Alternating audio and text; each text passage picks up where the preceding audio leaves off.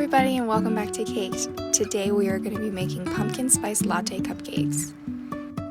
If you aren't already, hit subscribe below for weekly baking videos posted every Saturday. Alright, let's get into it. First off, you're going to want to preheat your oven to 350 degrees Fahrenheit. Next, you're going to want to grab a cupcake tin and fill it with cupcake liners. Next, we're just going to get our dry ingredients ready. We're going to need about 1.5 cups of flour, half a cup of brown sugar, half a cup of sugar, 1 teaspoon salt, 3/4 tablespoons of baking soda, and half a teaspoon of baking powder.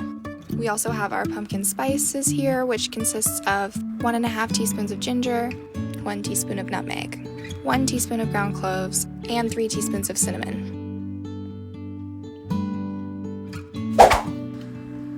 Then we're just going to go ahead and add all of the dry ingredients into a large mixing bowl. I also like to go ahead and mix all the pumpkin spices before I add them into the dry ingredient mixture. This just helps make sure that there isn't like chunks of ginger or anything that won't get mixed in fully with the rest of the ingredients. Then we're just going to go ahead and mix it really well to make sure everything is fully combined. Now we're going to get our wet ingredients ready. Here I have about half a cup of pumpkin puree, about half of an egg, a 1/4 cup of vegetable oil, a cup of coffee, and about 1/4 cup of milk. And now we are just going to get all of our wet ingredients and mix them together in either a large bowl or a large measuring cup like I'm doing here. We're not going to add in the coffee yet. This we add in a little bit later in the recipe, so just add every other wet ingredient other than the coffee. Then we just want to take a whisk or a fork and mix it very thoroughly to make sure everything is well incorporated. So now we're going to be bringing back the dry ingredients we mixed together earlier, and we're just going to go ahead and pour the wet mixture over top of it and start mixing it together.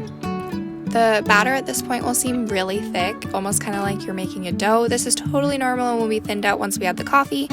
So once your batter has fully been combined together and looks kind of like mine, there's no chunks of flour or anything in it, but we're going to go ahead and add the coffee, which will help thin it out quite a bit. We're going to add the coffee in little bits at a time, just until all the coffee's done. And then once all the coffee has been added to the batter, it should look much thinner and somewhat similar to how mine looks right now. Then we are just going to bring back the cupcake pan we prepared earlier and begin to fill it with the prepared batter. You want to make sure that you only fill the cupcake liners about half full with the cupcake batter.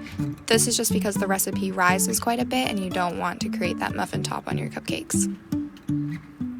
Then we are going to place the cupcakes in the oven for about 20 to 25 minutes depending on your oven.